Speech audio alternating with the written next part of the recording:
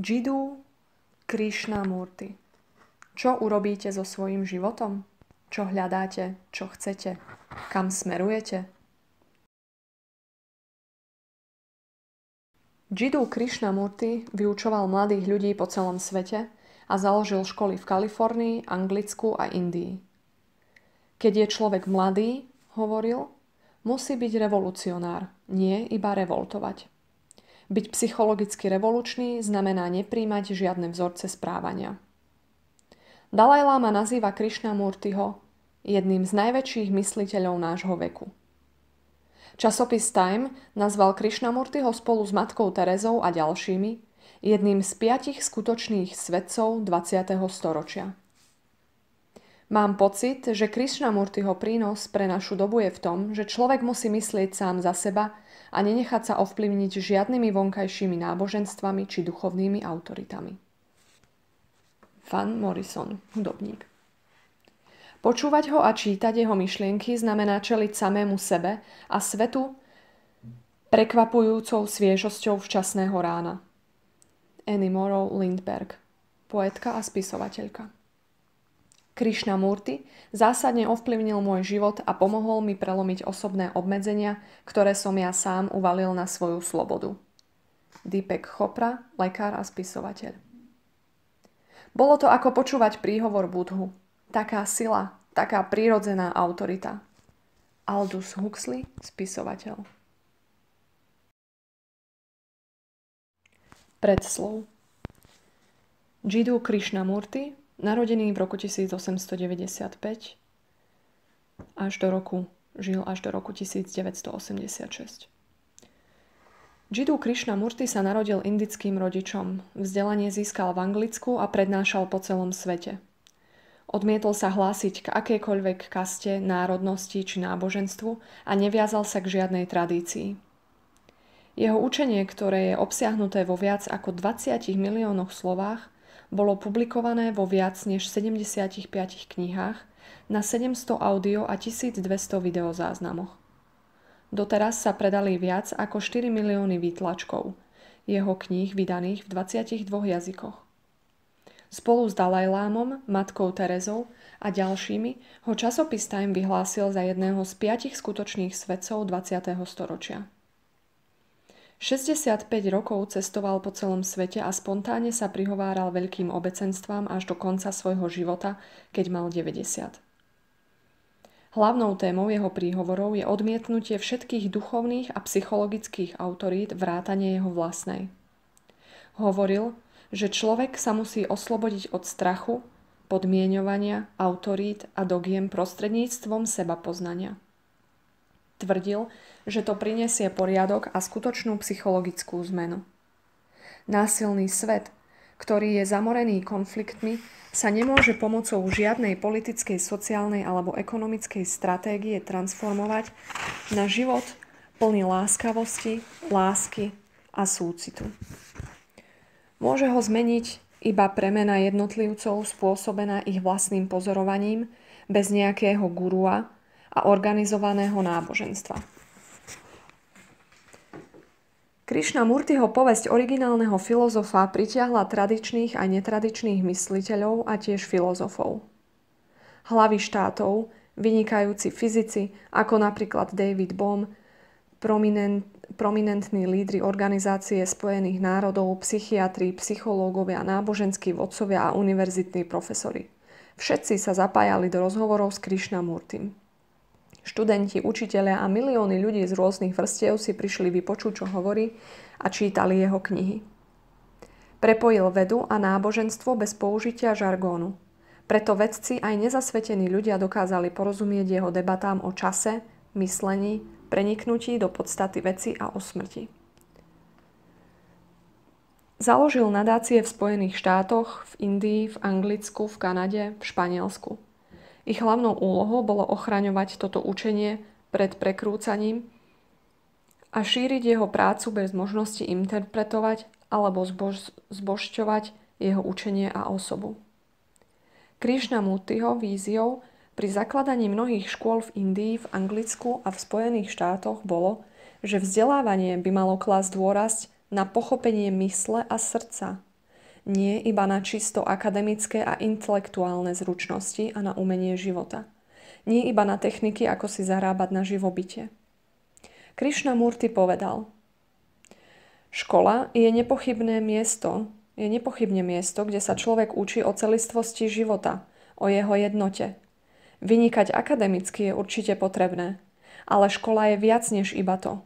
Je to miesto, kde aj učitelia vyučovaní skúmajú, kde aj učiteľ, aj vyučovaní skúmajú nielen vonkajší svet, teda svet vedomostí, ale aj svoje vlastné myslenie a správanie.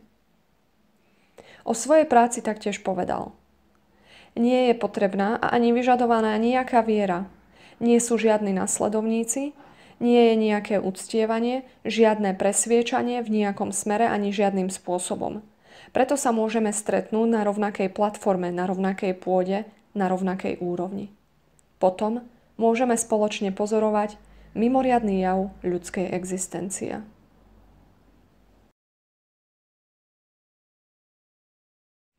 Úvod. Vzťah, ktorý máme k svojmu mozgu. Jeden k druhému, k svojmu majetku, k peniazom, k práci, k sexu.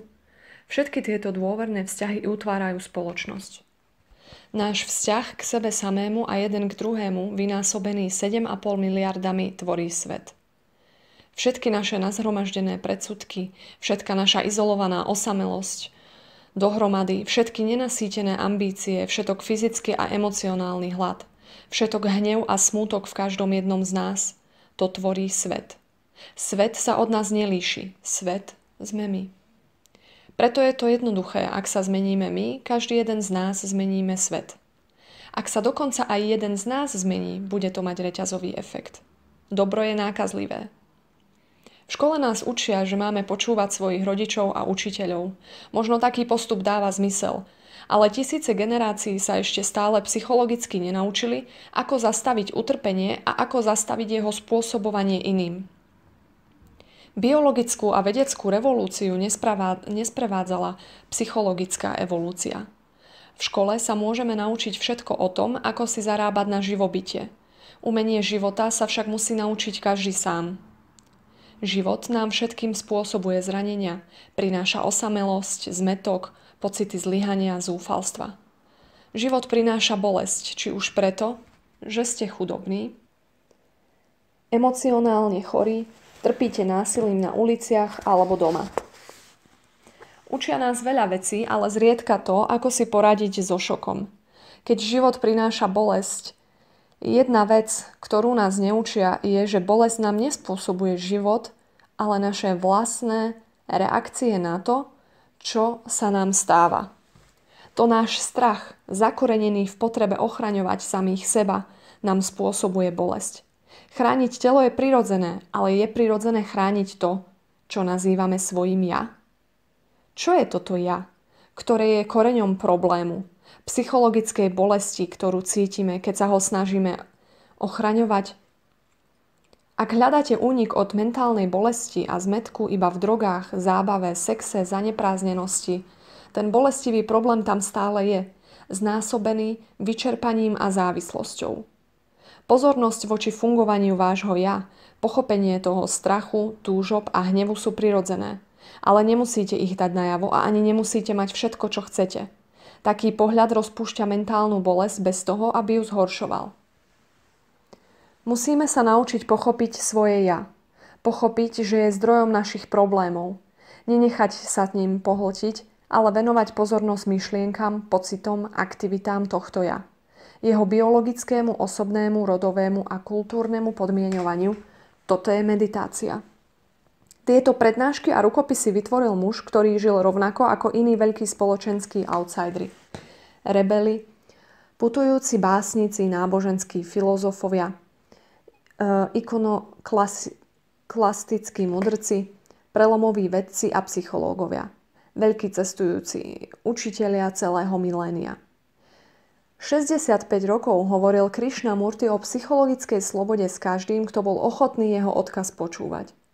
Založil školy pre deti, tínedžerov a mladých ľudí, kde mohli študovať všetky zvyčajné predmety a tiež seba.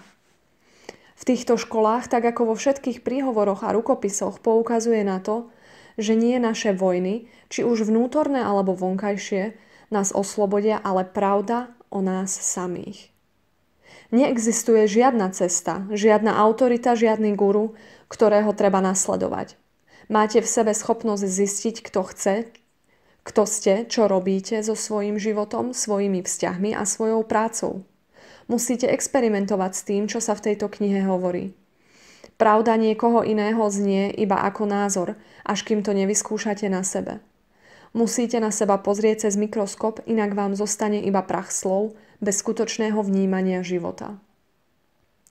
Zvyčajne nás učia, čo si máme myslieť, ale nie, ako máme myslieť. Učíme sa, ako máme uniknúť osamelosti a mentálnemu utrpeniu, nie ako ich ukončiť.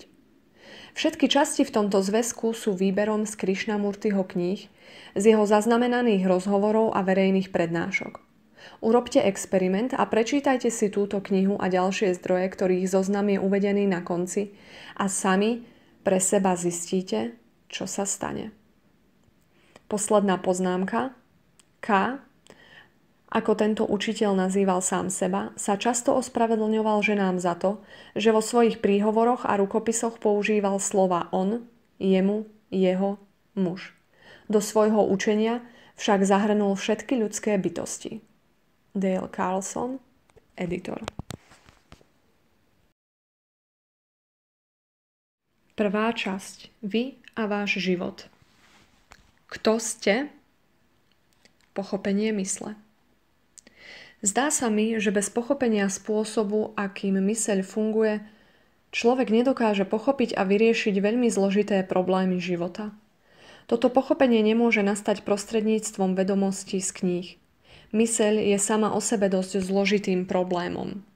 V samotnom procese pochopenia vašej vlastnej mysle možno dokážete porozumieť kríze, ktorej každý z nás v živote čelí. A možno ju dokážete presiahnuť.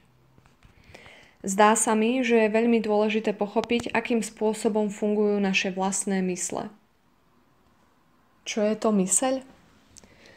Nepoznáme chod našej vlastnej mysle, takej, aká je, nie takej, aká by mala byť, alebo ako by sme ju chceli mať. Myseľ je iba nástroj, ktorý máme, nástroj, pomocou ktorého môžeme myslieť, konať, v ktorom máme svoje bytie.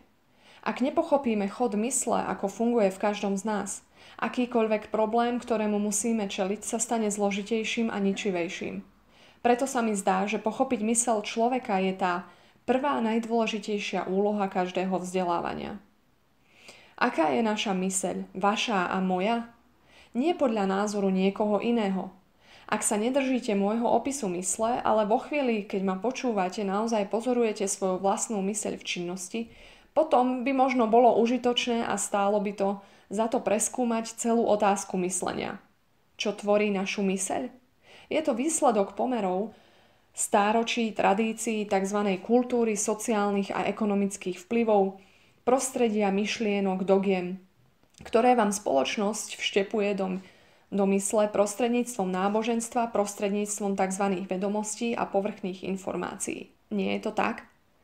Prosím, pozorujte svoju vlastnú myseľ a nesledujte iba opis, ktorý vám dávam, pretože ten má veľmi malý význam.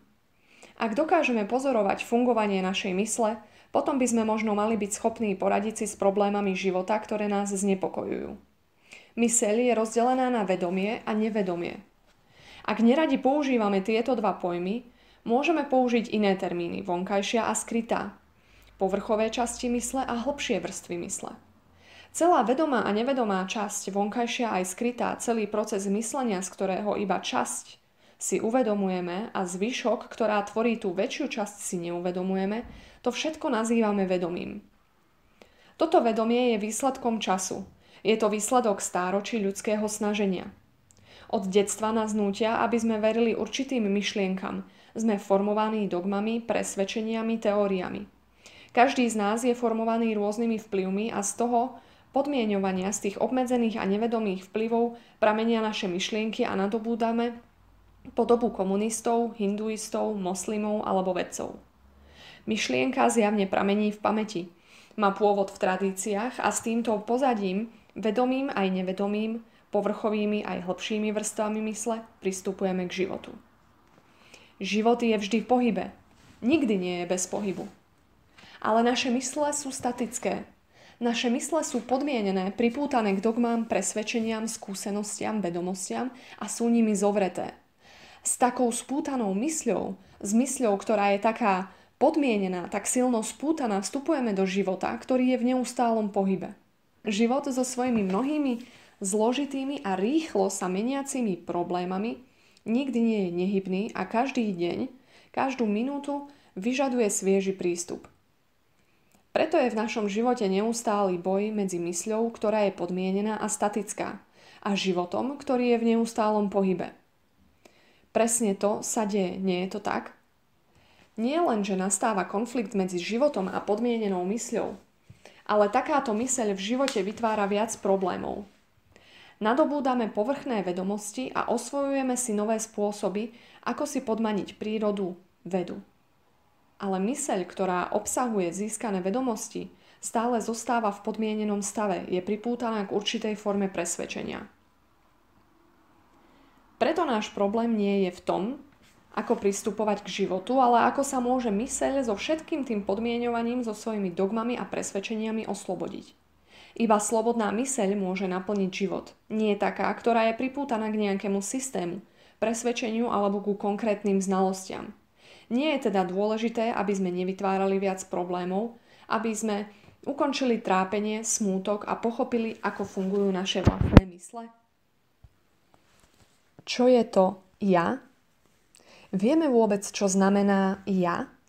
Myslím tým predstavy, pamäť, úsudky, skúsenosti, rôzne podoby pomenovateľných a nepomenovateľných zámerov, vedomého úsilia niečím byť alebo nebyť, nahromaždenú pamäť nevedomia, rasu, skupinu, individualitu, rod a všetko to v celku.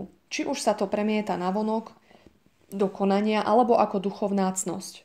Usilovanie sa o to všetko je ja. Je v tom obsiahnuté súťaženie, túžba byť. Celý tento proces je ja. A v skutočnosti, keď tomu čelíme, vieme, že je to niečo zlé. Používam slovo zlý zámerne, pretože takéto ja rozdeľuje, uzatvára sa, jeho aktivity, akokoľvek vznešené oddeľujú a izolujú. Všetko to poznáme. Tiež poznáme tie výnimočné chvíle, keď tamto ja nie je. Vtedy nie je žiadny pocit snaženia sa, úsilia a to nastáva, keď tam je láska. Spoznanie je proces. Nie je preto nevyhnutné, aby sme spoznali seba, ak chceme porozumieť nespočetnému množstvu problémov, ktoré každý z nás má. A je to jedna z najťažších vecí. Vedomie seba samého, ktoré neznamená izoláciu, stiahnutie sa. Evidentne poznať samého seba je nevyhnutné, ale poznať samého seba neznamená, že sa stiahnete zo vzťahov. Myslieť si, že človek môže sám seba významne spoznať, úplne spoznať prostredníctvom izolácie, vylúčenia či tým, že navštevuje psychológa alebo nejakého kňaza, že sa môže naučiť poznať seba samého prostredníctvom nejakej knihy, to by bola určite chyba. Seba poznanie je zjavne proces, nie je to koniec sám o sebe a aby človek spoznal seba, musí si uvedomovať seba v činnosti vo vzťahoch. Seba neobjavíte v osamelosti, v stiahnutí sa, ale vo vzťahoch, vo vzťahu k spoločnosti, k svojej manželke, manželovi, k svojmu bratovi, k inému človeku. Ale aby ste odhalili, ako reagujete, aké sú vaše odozvy, vyžaduje to výnimočnú ostražitosť mysle, dychtivosť vnímania. Čím ste vy, tým je svet. Aký je vzťah medzi vami a utrpením, zmätkom vo vás a okolo vás?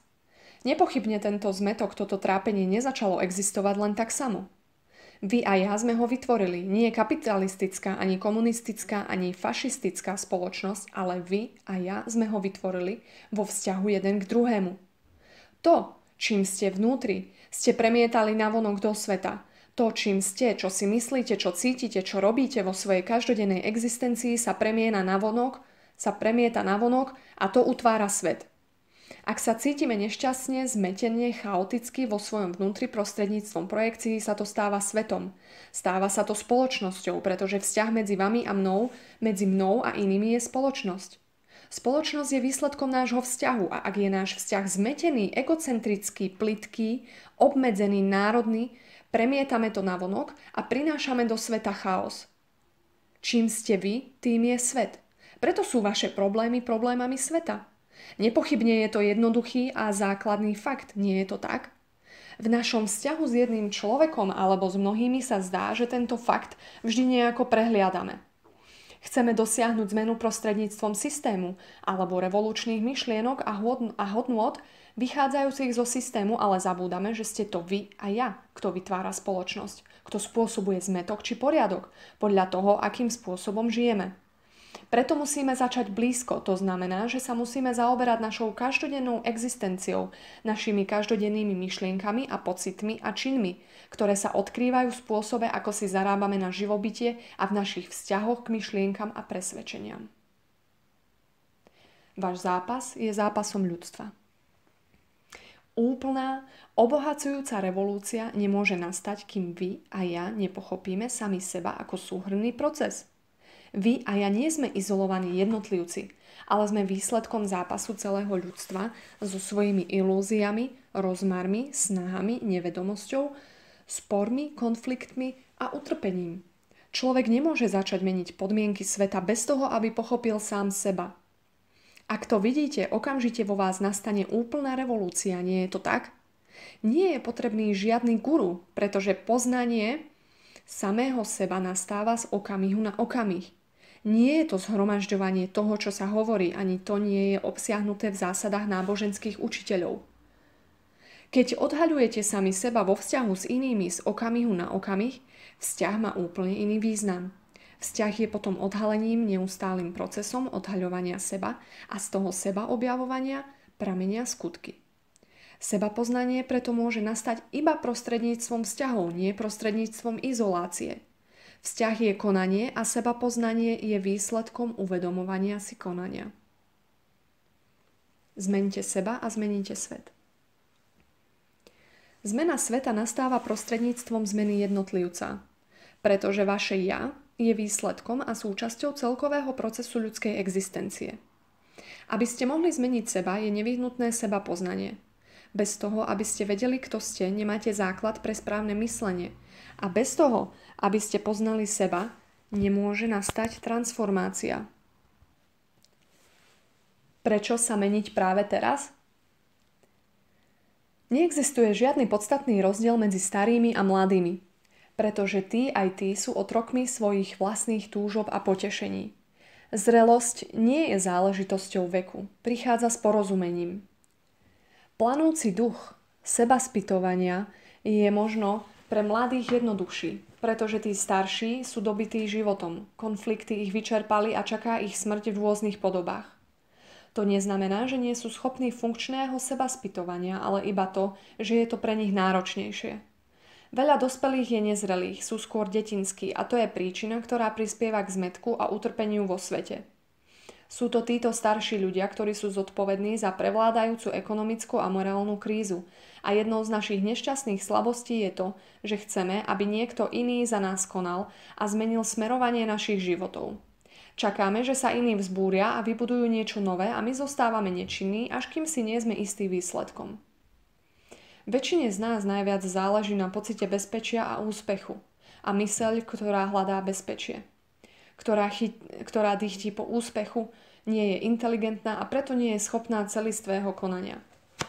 Celistvé konanie môže nastať iba ak si človek uvedomuje svoje vlastné podmieňovanie, svoje rasové, národné, politické a náboženské predsudky. Teda iba vtedy, ak si uvedomuje, že spôsoby, akými koná jeho ja, sú vždy rozdeľujúce. Život je ako hlboká studňa. Človek k nej môže prísť s malým vedrom a nabrať si iba trochu vody, ale môže prísť s veľkou nádobou a nabrať si veľa vody, ktorá ho bude vyživovať. Kým je človek mladý, je čas skúmať, so všetkým experimentovať. Škola by mala pomáhať mladým ľuďom, aby odhalili svoje poslanie a zodpovednosti.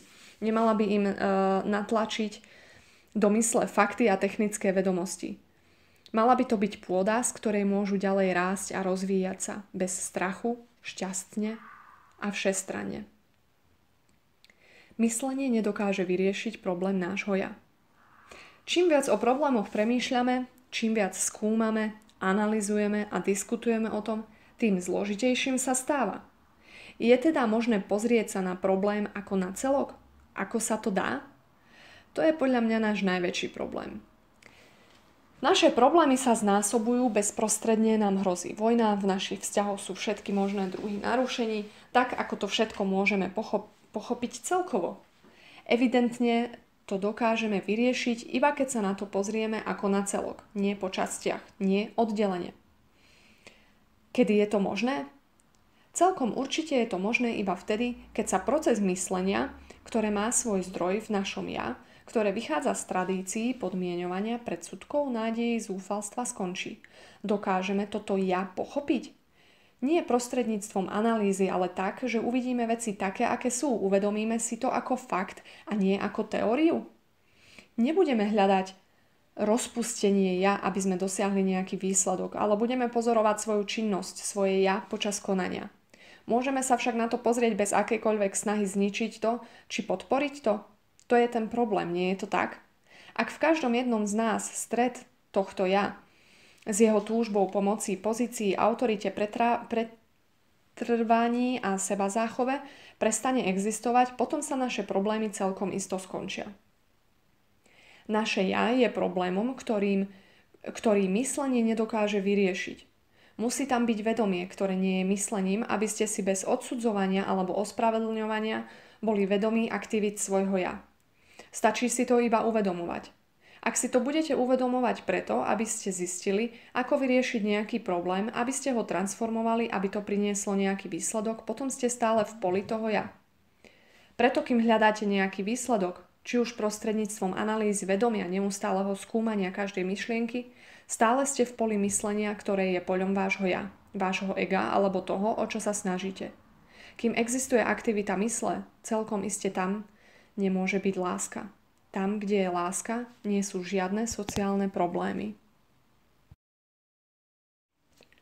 Čo hľadáte? Pocit bezpečia, šťastie, radosť. Čo väčšina z nás hľadá? Čo je to, čo každý z nás chce? Obzvlášť v tomto nepokojnom svete, kde sa každý pokúša nájsť kúsok pokoja, nejaký druh šťastia, nejaké útočisko, je určite dôležité zistiť, čo je to, čo sa pokúšame nájsť, čo je to, čo sa pokúšame odhaliť. Nie je to tak? Väčšina z nás pravdepodobne hľadá nejaký druh šťastia, nejaký druh pokoja. Vo svete, ktorý je zužovaný zmätkom, vojnami, nezhodami, potýčkami, chceme útočisko, kde môžeme byť nejaký pokoj. Kde môže byť nejaký pokoj. Myslím si, že to chce väčšina z nás. Tak ho naháňame, chodíme od jedného vodcu k druhému, od jednej náboženskej skupiny k druhej, od jedného učiteľa k ďalšiemu. Ale hľadáme šťastie alebo hľadáme nejaký druh uspokojenia, z ktorého načerpáme šťastie? Ako často dúfame? Medzi šťastím a uspokojením je rozdiel. Môžete šťastie hľadať? Možno nájdete potešenie, ale určite nenájdete šťastie. Šťastie je vedľajší produkt. Je to sprievodný jav niečoho iného. Preto, kým vložíme svoje mysle a srdcia do niečoho, vyžaduje veľkú úprimnosť, pozornosť, myslenie, starostlivosť. Musíme zistiť, čo je to. Čo hľadáme. Nie je to tak? Hľadáme šťastie alebo potešenie? Obávam sa, že väčšina z nás hľadá potešenie. Chceme si užiť. Chceme na konci nášho hľadania získať pocit naplnenia. Napokon, ak človek hľadá pokoj, môže ho nájsť veľmi ľahko. Môže sa slepo oddať nejakej veci, myšlienke a nájsť útočisko. Rozhodne to však nerieši problém. Číra izolácia, uzavretie sa v nejakej predstave ho z konfliktu nevyslobodí. Preto musíme zistiť, čo je to, čo každý z nás chce. Vnútorne a tiež navonok, či nie? Ak máme v tej záležitosti jasno, potom nemusíme nikam chodiť, k žiadnemu učiteľovi, do nejakého chrámu, do žiadnej organizácie. Našim problémom preto je, aby sme mali v sebe ujasnený cieľ. Nie je to tak? Môžeme v tom mať jasno? A prichádza táto jasnosť Prostredníctvom hľadania, pokúšania sa zistiť, čo hovoria iní, počnúť s tým najväčším učiteľom až po obyčajného kazateľa v chráme za rohom? Musíte za niekým ísť, aby ste to zistili? Nie. A predsa to robíme, či nie? Čítame bezpočet kníh, chodíme na množstvo stretnutí a diskutujeme. Vstupujeme do rôznych organizácií a skúšame týmto spôsobom nájsť liek na zmätok, na utrpenie v našich životoch. Alebo ak to všetko nerobíme, myslíme si, že sme to našli. Napríklad tvrdíme, že nejaká konkrétna organizácia, konkrétny učiteľ, konkrétna kniha nám postačuje. Našli sme v tom všetko, čo chceme a zostávame pri tom. Sme uzatvorení a vyhranení. Nehľadáme prostredníctvom všetkého toho zmätku niečo stále, niečo trvalé, niečo, čo nazývame tým pravým, Bohom, pravdou, akokoľvek to chcete nazývať. Na pomenovaní nezáleží, v slove to rozhodne nie je. Tak sa nenechajme chytiť do pasce slov. Slova nechajte na profesionálnych prednášajúcich. Väčšina z nás hľada niečo trvalé, alebo nie? Niečo, čoho sa chceme držať, niečo, čo nám dá záruku, nádej, trvalé nadšenie, trvalú istotu, pretože v našom vnútri sme veľmi neistí. Nepoznáme sami seba. Poznáme veľa rôznych faktorov, vieme, čo sa píše v knihách, ale nepoznáme sami seba. Nemáme priamu skúsenosť. A čo je to, čo nazývame trvalým? Čo je to, čo hľadáme, čo nám dá, alebo aspoň v to dúfame, že nám dá? Niečo nemenné? Nehľadáme trvalé šťastie, trvalé uspokojenie, trvalú istotu. Chceme niečo, čo pretrvá navždy, čo nás uspokojí. Ak sa zbavíme všetkých slov a fráz a skutočne sa na to pozrieme, zistíme, že to je to, čo chceme. Chceme trvalú radosť. Šťastie nezískame úsilím. Čo máte na mysli, keď hovoríte o šťastí? Niektorí vravia, že šťastie je v tom, že dostanete to, čo chcete. Chcete auto, dostanete ho a ste šťastní. Niekto chce sáry alebo šaty, niekto chce ísť do Európy a ak sa mu to splní, je šťastný. Niekto sa chce stať najvýznamnejším politikom a ak sa mu to podarí, je šťastný. Ak sa mu to nepodarí, je nešťastný. Takže to, čo nazývate šťastím, je získať to, čo chcete. Dosiahnuť úspech, stať sa ušľachtilým, dostať niečo, čo chcete. Kým niečo chcete a môžete to dostať, cítite sa dokonale šťastní. Nie ste frustrovaní. Ale ak nemôžete mať, čo chcete, potom začína nešťastie. Všetkých nás to znepokojuje, nie iba bohatých a chudobných. Všetci bohatí aj chudobní chcú získať niečo pre seba, pre svoju rodinu, pre spoločnosť. A ak sa im v tom zabráni, ak ich zastavíte, budú nešťastní. Netvrdíme, že chudobní by nemali dostať to, čo chcú, to nie je problém. Pokúšame sa zistiť, čo je to šťastie a či šťastie je niečo, čo si uvedomujete. Vo chvíli, keď si uvedomujete, že máte šťastie, že toho máte veľa, je toto šťastie? Vo chvíli, keď si uvedomujete, že máte šťastie, ste šťastní? Šťastie sa nemôžete snažiť získať. Vo chvíli, keď si uvedomujete, že ste pokorní, už nie ste pokorní. Preto šťastie nie je niečo, o čo sa treba usilovať. Šťastie prichádza, ale ako ho hľadáte, vyhne sa vám. Potešenie a radosť sa mení na závislosť a na strach zo straty. V skutočnosti si nič neužívame. Pozeráme sa na to na povrchu, nás to buď pobaví, alebo sme tým nadšení, zažívame pocit, ktorý nazývame šťastím. Ale radosť je niečo oveľa hlbšie. Niečo, čo musíme pochopiť a vstúpiť do toho. Keď sme mladí, užívame si a máme radosť z vecí, z hier, oblečenia, z čítania knihy, písanie básne, z maľovania obrazu, či si jeden druhého doberáme a smejeme sa. Keď sme starší, hoci si stále chceme veci vychutnávať, to najlepšie je za nami. Máme už radšej iné druhy pocitov. Vášeň, chtivosť, moc, postavenie. S pribúdajúcim vekom veci v živote strácajú svoj význam. Naše mysle sa stávajú jednotvárnymi, ľahostajnými a tak sa pokúšame užívať si. Skúšame sa nútiť pozerať sa na obrázky, na stromy, na hrajúce sa malé deti. Čítame nejaké posvetné knihy alebo niečo iné a skúšame objaviť ich zmysel, hĺbku, význam. Ale všetko je to úsilie, námaha, niečo, o čo sa treba snažiť. Myslím, že je veľmi dôležité pochopiť, čo vlastne nazývame radosťou, vychutnávaním si vecí. Keď vidíte niečo veľmi krásne, chcete to vlastniť. Chcete sa toho držať, chcete to nazývať vlastným. To je môj strom, môj vták, môj dom, môj manžel, moja manželka. Chceme si to udržať a pri tom samotnom procese vlastnenia tá vec, ktorú ste si niekedy užívali, je preč. Pretože keď ju vlastníte, je tam závislosť, je tam strach, je tam vylúčenie a takto, čo vám prinášalo radosť a pocit vnútornej krásy, je stratené a život sa stáva uzavretým. Aby ste spoznali skutočnú radosť, musíte ísť oveľa hlbšie. Radosť je neprítomnosť ja, ktoré niečo chce.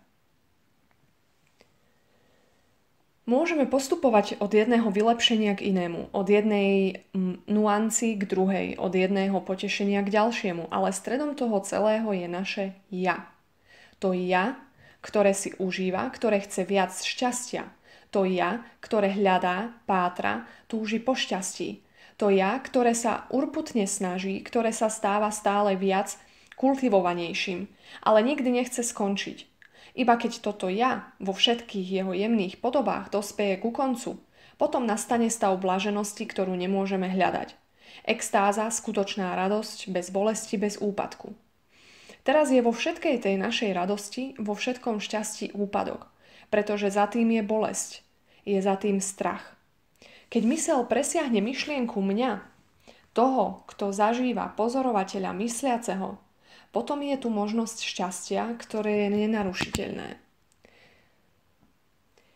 To šťastie nemôžete urobiť trvalým v tom zmysle, v akom používame dané slovo. Ale naša myseľ hľadá trvalé šťastie, niečo, čo pretrváva, čo bude pokračovať. Už samotná túžba, aby to neskončilo, je narušením. Ale keď je myseľ oslobodená od ja, potom je tu šťastie z okamihu na okamih. Šťastie, ktoré prichádza bez hľadania, v ktorom nie je žiadne zhromažďovanie, nejaké skladovanie, žiadne odkladanie šťastia. Nie je to niečo, čo si môžete udržať. Chceme pocit bezpečia.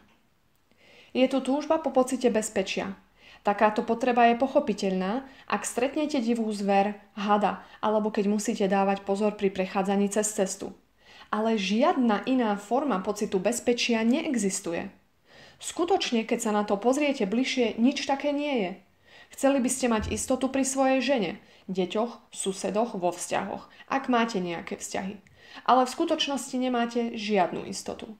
Môžete mať svoju mamu, svojho otca, ale nie ste spojení, ste úplne oddelení, rozoberieme si to.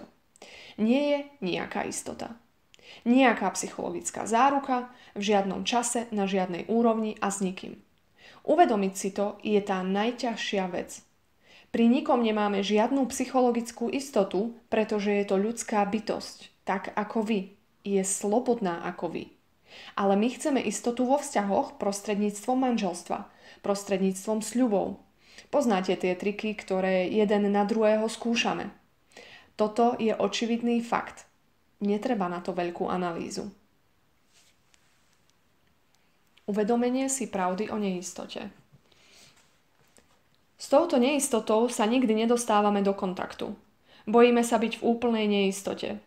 Vyžaduje si to veľmi veľa inteligencie, aby ste tú neistotu pochopili. Keď sa človek cíti úplne neistý, utečie. Keď v ničom nenájde istotu, stane sa duševne nevyrovnaným. Je pripravený spáchať samovraždu, ísť do psychiatrickej liečebne alebo sa stane tou najoddanejšou zbožnou osobou. A je to stále to isté, sú to formy nerovnováhy. Uvedomiť si nie intelektuálne, nie verbálne, nie ako vopred určený rezolútny, zameraný postoj, skutočnosť, že neexistuje nejaká istota, si vyžaduje výnimočne jednoduchý, čistý, harmonický život. Prečo niečo hľadáme? Bez prestania hľadáme a nikdy sa nepýtame, prečo hľadáme. Očividnou odpoveďou je, že sme nespokojní, nešťastní, smutní, osamelí, nemilovaní, ustráchaní. Potrebujeme niečo, k čomu by sme sa pripútali. Potrebujeme niekoho, aby nás chránil, otca, matku a tak ďalej. A tak hľadáme. Vždy, keď hľadáme, nájdeme. Na nešťastie, vždy, keď hľadáme, nájdeme. Preto všetkým netreba hľadať. Rozumiete tomu? Všetkým vám povedali, že musíte hľadať, experimentovať s pravdou, nájsť pravdu, usilovať sa o ňu, prenasledovať ju, naháňať ju a že musíte mať disciplínu ovládať sami seba. A potom sa niekto objaví a povie, nerobte to. Vôbec nehľadajte. Prirodzene vašou reakciou bude požiadať ho, aby odišiel, alebo odídete vy. Alebo sami pre seba zistíte, prečo niečo také hovorí. Nepríjmete to. Nepopriete to, ale preskúmate to. A čo vlastne hľadáte? Riešením je sebaspytovanie. Vy hľadáte. Hovoríte, že vám vnútorne niečo v živote chýba. Nie na úrovni nejakej techniky, nie, že chcete mať nejakú nepodstatnú prácu, viac peňazí. Čo je to, čo hľadáme? Hľadáme, pretože je v nás hlboká nespokojnosť s našou rodinou, so spoločnosťou, s kultúrou, so samým sebou. A chceme byť spokojní, presiahnuť túto tríznivú nespokojnosť, ktorá nás ničí. A prečo sme nespokojní? Viem, že nespokojnosť môžeme veľmi jednoducho prekonať. Dajte mladému nespokojnému človeku, komunistovi alebo revolucionárovi dobrú prácu a na to všetko zabudne. Dajte mu pekný dom, pekné auto, peknú záhradu, dobré miesto a uvidíte, ako jeho nespokojnosť zmizne. Ak dokáže dosiahnuť ideologický úspech, potom zmizne aj nespokojnosť. Ale nikdy sa nepýtate, prečo ste nespokojní. Vy, ktorí máte prácu, aj vy, ktorí chcete lepšiu. Predtým, ako môžeme preskúmať celú štruktúru a význam radosti a na základe toho aj smútku, musíme pochopiť príčinu, ktorá je koreňom tejto nespokojnosti. Myslenie, mysliaci a väzenie nášho ja. Mysliaci a myslenie. Existuje nejaký vzťah medzi mysliacim a jeho myšlienkami, alebo existujú iba myšlienky a mysliaci nie? Ak nie sú žiadne myšlienky, nie je ani mysliaci. Keď sa objavia myšlienky, je tam nejaký mysliaci? Keď vnímame nestálosť myšlienok, myšlienka samotná vytvára mysliaceho, ktorý sám sebe dáva stálosť. Myšlienka preto vytvára mysliaceho. Potom mysliaci sám seba nastolí ako trvalú entitu, oddelenú od myšlienok, ktoré sú vždy v stave neustálej premeny. Preto myšlienky vytvárajú mysliaceho. Nie naopak. Mysliaci myšlienky nevytvára. Pretože ak nie sú žiadne myšlienky, nie je nikto, kto myslí. Mysliaci sa oddeľuje od svojho stvoriteľa a skúša nastoliť nejaký vzťah. Vzťah medzi tzv. Stálym, čím je mysliaci vytvorený myšlienkou a nestálym, alebo prechodným, teda myšlienkou. Preto v skutočnosti sú myšlienky a aj mysliaci pominuteľní. Sledujte myšlienku úplne až do jej úplného konca. Myslite ju naplno, vnímajte ju a objavte pre seba, čo sa stane. Zistíte, že neexistuje vôbec žiadny mysliaci. Lebo keď myšlienka zanikne, mysliaci nie je. Myslíme si, že existujú dva stavy, stav mysliaceho a stav myslenia. Tieto dva stavy sú fiktívne, nie sú skutočné. Existuje iba myšlienka a rad myšlienok vytvára mňa, mysliaceho.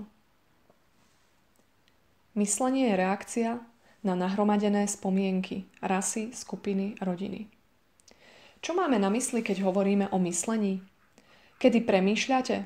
Myšlienka je očividne výsledkom reakcie neurologickej alebo psychologickej, reakcie nahromadených spomienok. Existuje okamžitá reakcia nervov na pocit a existuje psychologická odpoveď nahromadených spomienok ovplyvnená rasou, skupinou, guruom, rodinou, tradíciou a tak ďalej. Všetko to nazývate myslením. Preto proces myslenia je reakciou pamäti. Nie je to tak? Nemali by ste žiadne myšlienky, ak by ste nemali žiadnu pamäť. Reakcia pamäti na určitú skúsenosť aktivuje myšlienkový proces. Kde má myslenie pôvod? Je veľmi jednoduché všimnúť si, že všetko myslenie je reakciou na minulosť. Minulosťou myslím spomienky, vedomosti, skúsenosti. Všetko myslenie je výsledkom minulosti. Minulosť existujúca v čase, teda od minulého okamihu a siaha ďalej. Ďaleko do minulosti je považovaná za čas. Čas môže byť minulý, prítomný a budúci. Čas sa rozdeľuje na tieto tri časti, je ako rieka, ktorá plynie. Rozdelili sme sa na tieto fragmenty a v týchto fragmentoch je chytené myslenie. Pamäť ako taká má svoju rolu. Netvrdíme, že sa myslenie musí zastaviť. Myslenie má svoju konkrétnu funkciu. Bez myslenia by sme nemohli chodiť do práce, nevedeli by sme, kde bývame, nemohli by sme vôbec schopní fungovať. Ale aby sme spôsobili radikálnu revolúciu v celom vedomí, v samotnej štruktúre myslenia, musíme si uvedomiť, že myslenie, ktoré vybudovalo túto spoločnosť, so všetkým jej chaosom vôbec nedokáže nájsť riešenie. Myseľ hľadá záruky. Samotnou podstatou myslenia je získanie pocitu istoty a o to sa malomešťacká myseľ najviac snaží. Chce istotu. Istotu na každej úrovni. Aby sa dosiahla úplná zmena ľudského vedomia. Myslenie musí fungovať na jednej úrovni a musí prestať fungovať na inej. Myslenie musí fungovať prirodzene na jednej úrovni normálne. Na tej každodennej, fyzicky, technologicky využívať vedomosti, ale nesmie presiahnuť do inej úrovne, kde sa myslenie vôbec netýka skutočnosti. Ak by som nemal žiadne myslenie, nebol by som schopný hovoriť. Ale radikálna zmena v mojom vnútri, ako v ľudskej bytosti, nemôže nastať prostredníctvom myslenia, pretože myslenie môže fungovať iba v spojení s konfliktom. Myslenie môže iba množiť konflikty. Prečo sa meniť? Človek existuje 2 milióny rokov i viac, ale stále nevyriešil problém smútku. Vždy ho ovládal smútok. Smútok bol ako jeho tieň, ako jeho spoločník. Žiaľ z toho, že niekoho stratíme, smútok, že sme neboli schopní naplniť svoje ambície, svoju nenásytnosť, svoju energiu, utrpenie spôsobené fyzickou bolesťou, trápenie spôsobené psychologickou úzkosťou, trápenie pre pocity viny, trápenie pre nádej a zúfalstvo. To bol údel človeka. To bol údel každej ľudskej bytosti. A ľudia sa vždy pokúšali tento problém vyriešiť, skoncovať so smutkom vo vedomí. Pokúšali sa mu vyhnúť, utekali od neho, potláčali ho, stotožňovali sa s niečím väčším, ako sú oni sami. Pili alkohol, holdovali ženám, robili všetko, aby sa vyhli tejto úzkosti, tejto bolesti, tomuto zúfalstvu, tej nesmiernej osamelosti a jednotvárnosti života. A vždy to bolo v oblasti myslenia, ktoré je produktom času. Bolesť nemôžete ukončiť prostredníctvom myslenia. Človek vždy používal myslenie ako prostriedok na to, aby sa zbavil smútku pomocou správneho úsilia, správneho myslenia, morálneho života a tak ďalej. Využíval na to myslenie, rozumné myslenie a všetko to ostatné. Ale myslenie je produktom času a takéto vedomie je obmedzené časom. Čokoľvek robíte v oblasti tohto vedomia, nikdy to nemôže ukončiť bolesť. Či už pôjdete do chrámu, alebo sa oddáte pitiu, výsledok bude rovnaký. Preto ak sa poučíme, uvidíme, že prostredníctvom myslenia neexistuje možnosť radikálnej zmeny. Smútok, utrpenie, bolesť budú len pokračovať. Ak pochopíte toto, potom sa môžete presunúť do iného rozmeru. Slovo chápať nepoužívam v intelektuálnom zmysle a ani verbálne, ale iba ako úplné pochopenie tohto faktu. Faktu, že smútok nemôžete ukončiť prostredníctvom myslenia. Život s tým, čo je. Je možné sa na to pozrieť bez myslenia? Neznamená to, že budete mať v hlave prázdno, ale že sa na to pozriete. A môžete to urobiť iba vtedy, ak nemáte žiadny pocit ja, ktoré by do toho pohľadu zasahovalo. Rozumiete? To znamená, že faktom je, že ja je násilné. A odsunul som aj pochabú myšlienku, že nie je násilné, pretože to je tiež nezrelé, príliš absurdné a nedáva to žiadny zmysel. Faktom je, že som násilný. A tiež vidím, že snažiť sa toho zbaviť a privodiť zmenu vyžaduje úsilie. A to samotné úsilie je súčasťou násilia. A predsa si uvedomujem, že násilie sa musí úplne zmeniť, transformovať. Musí nastať mutácia. Tak ako to urobiť? Ak to iba odsúvate bokom, pretože táto téma je veľmi náročná, potom vám unikne výnimočný stav života. Existencia bez úsilia, teda život s tou najvyššou vnímavosťou, ktorá je najvyššou inteligenciou. A iba táto mimoriadne zintenzívnená inteligencia dokáže odhaliť hranice a meradlo času a dokáže ho presiahnuť. Rozumiete tejto otázke, tomu problému? Doteraz sme na to, aby sme sa zbavili toho, čo je využívali predstavu ideálneho stavu ako prostriedok alebo pohnutku. A to plodí rozpory, pretvárku, tvrdosť a krutosť. A ak odložíme ideály stranou, potom nám zostanú iba fakty. Potom uvidíme, že ten fakt sa musí zmeniť a že sa musí zmeniť bez najmenšieho napätia. Akékoľvek spory, akýkoľvek boj, akékoľvek úsilie zničia citlivosť mysle a srdca. Čo má teda človek robiť? To, čo môžete urobiť, je pozorovať ten fakt. Pozorovať ho bez interpretácie, bez výkladu, bez stotožňovania sa, bez odsúdenia, bez hodnotenia. Iba pozorovať. Podstata pozorovania. Dozvedel som sa, že keď elektrón meriate prostredníctvom prístrojov, správa sa istým spôsobom. Ale keď ten istý elektrón pozoruje človek prostredníctvom mikroskopu, samotné toto pozorovanie ľudskou mysľou pomocou mikroskopu jeho správanie zmení. To znamená, že že človek pozoruje elektrón, samo o sebe spôsobuje odlišné správanie toho elektrónu a to správanie sa líši od správania, keď ho ľudská myseľ nepozoruje. Keď iba pozorujete realitu, potom uvidíte, že sa objaví iné správanie. Tak ako pri pozorovaní elektrónov. Keď sa pozeráte na skutočnosť bez tlaku, potom tá skutočnosť prejde úplnou mutáciou, úplnou zmenou, bez akéhokoľvek úsilia. Osamelosť. Život len vo väzení vášho ja. Existuje smútok z osamelosti. Neviem, či ste už niekedy boli osamelí, keď zrazu zistíte, že nemáte s nikým žiadny vzťah. A táto osamelosť je formou smrti. Ako sme už hovorili, existuje umieranie nielen na konci života, ale aj keď nemáme žiadnu odpoveď, žiadne východisko. To je tiež forma smrti. Byť vo väzení svojej vlastnej sebeckej činnosti bez prestania. Keď ste chytení vo vlastných myšlienkach, vo svojej vlastnej agónii, vo svojich vlastných poverách, vo svojej otrávnej dennej rutine zvykov a bezmyšlienkovitosti, to je tiež smrť. Nie iba smrť tela. A človek musí zistiť, ako s tým skoncovať. Ukončiť utrpenie je možné. Vedomie. Preto si myslím, že cieľom nášho skúmania nemá byť riešenie našich bezprostredných problémov, ale skôr zistiť, či myseľ, vedomie a tiež hlboké nevedomie, v ktorom sú uložené všetky tradície, spomienky, pozostatok rasového vedomia, môžeme celú odložiť nabok.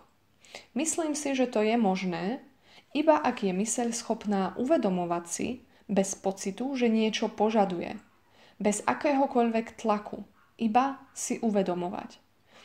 Myslím, že to je jedna z najťažších vecí, byť vedomý. Pretože sa chytáme do pásci naliehavosti problémov a ich bezodkladných riešení a tak sú naše životy veľmi povrchné.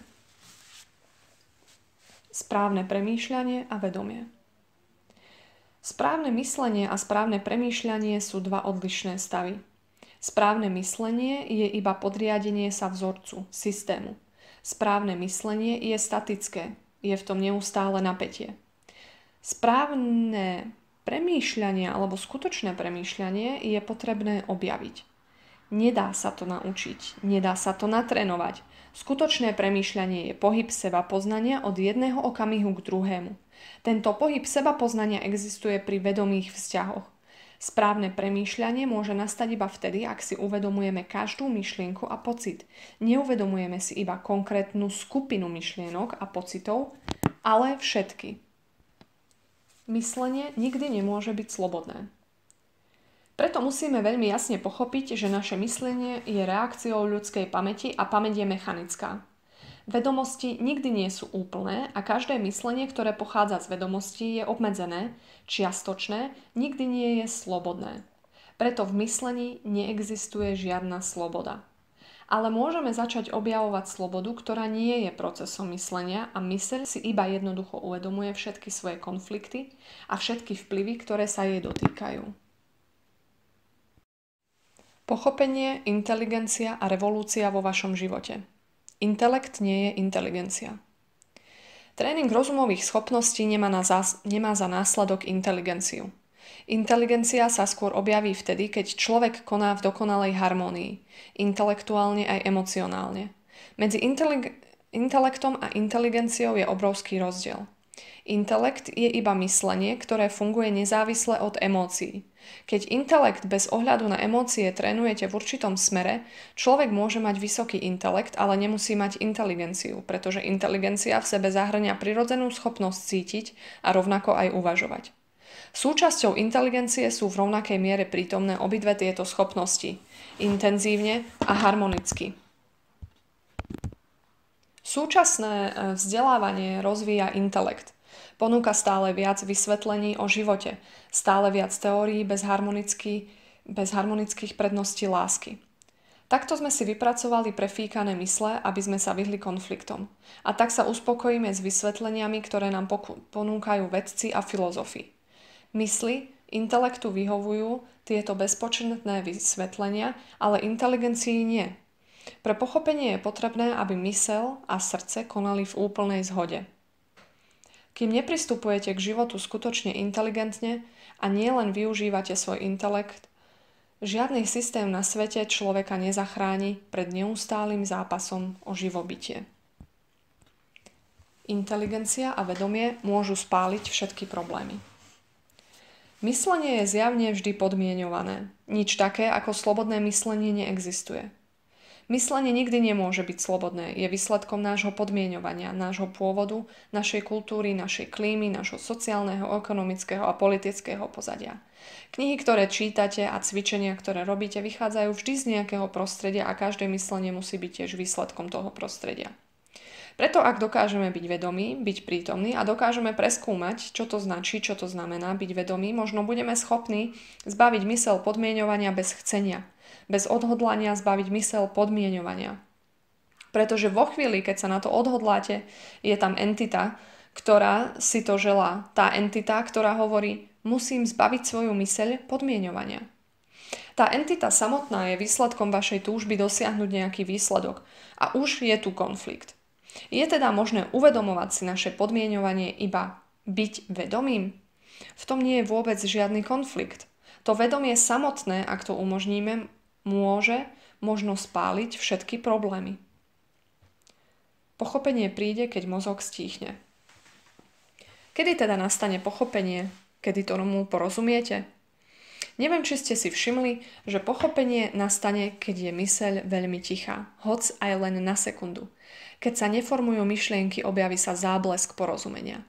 Jednoducho to skúšajte a uvidíte sami, že sa objavia záblesky pochopenia, výnimočné, rýchle preniknutia do podstaty, keď je myseľ veľmi tichá.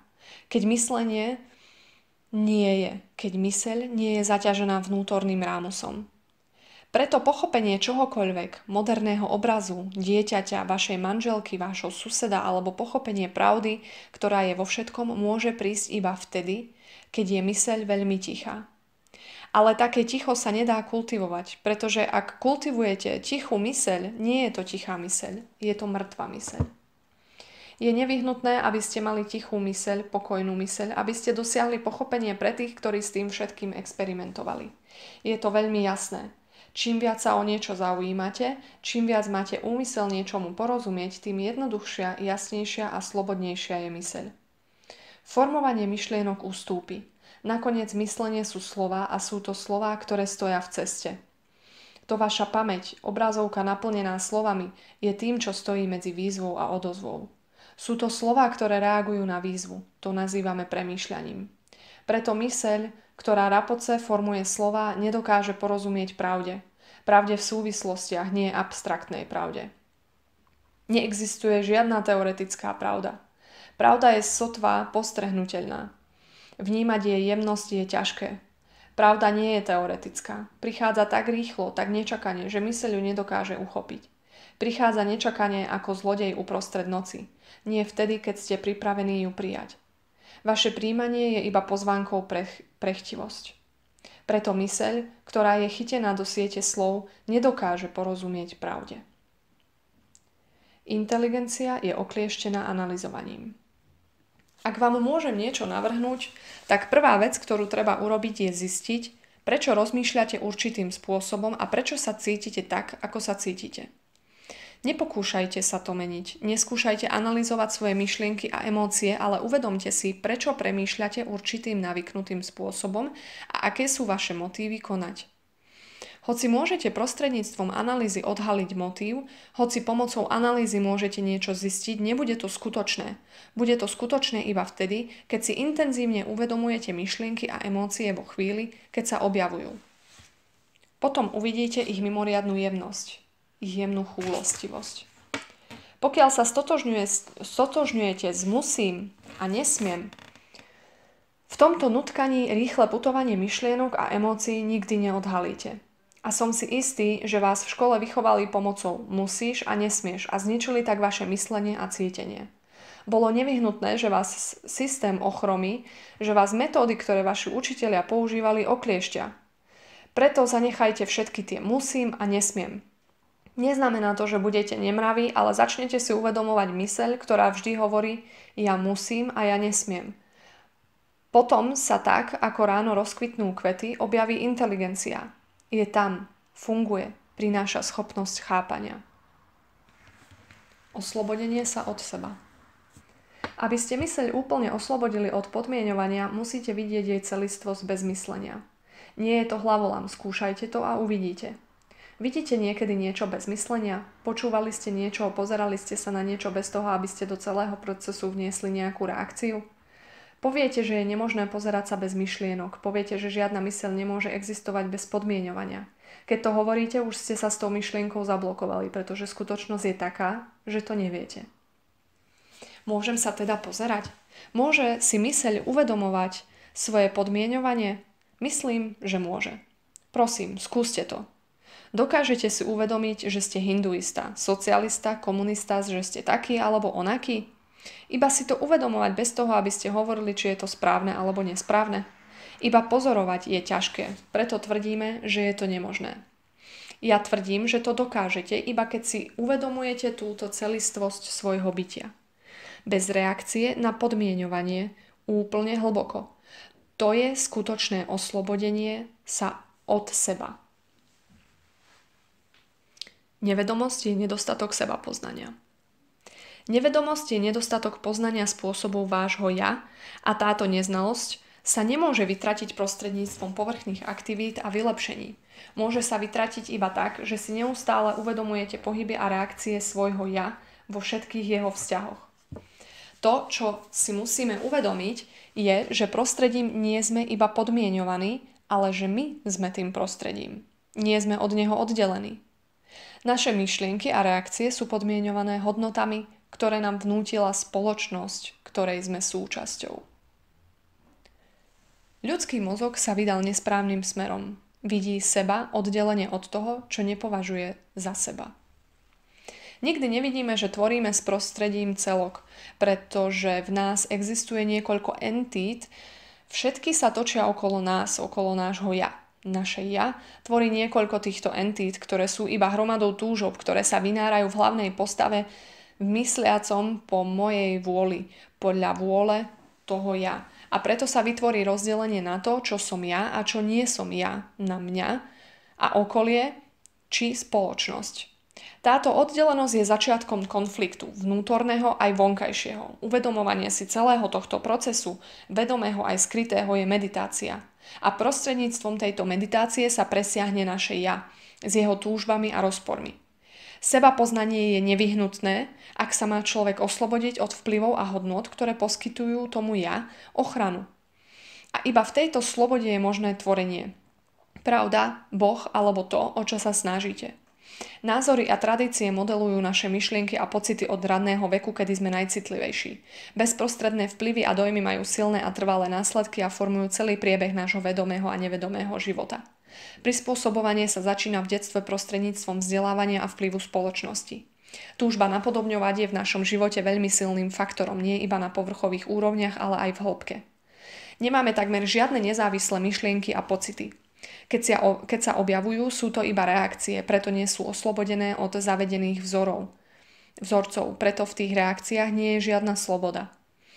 Keď sme vnútorne závislí, potom nás má tradícia v hrsti a myseľ, ktorá myslí v súlade s tradičnými hodnotami, nedokáže odhaliť to, čo je nové.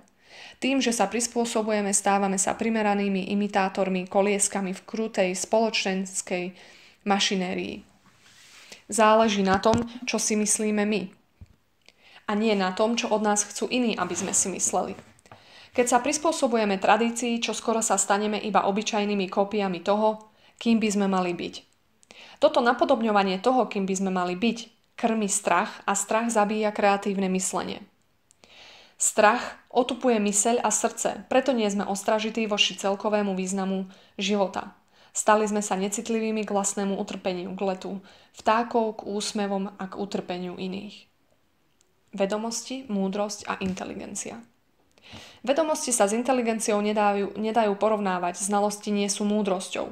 S múdrosťou sa nedá obchodovať, nie je to tovar, ktorý si môžete kúpiť za cenu učenia sa alebo disciplíny. Múdrosť nenájdete v knihách, nemôžete ju zhromažďovať, naučiť sa naspamäť či uložiť si ju do pamäti. Múdrosť prichádza, keď sa zriekneme svojho ja.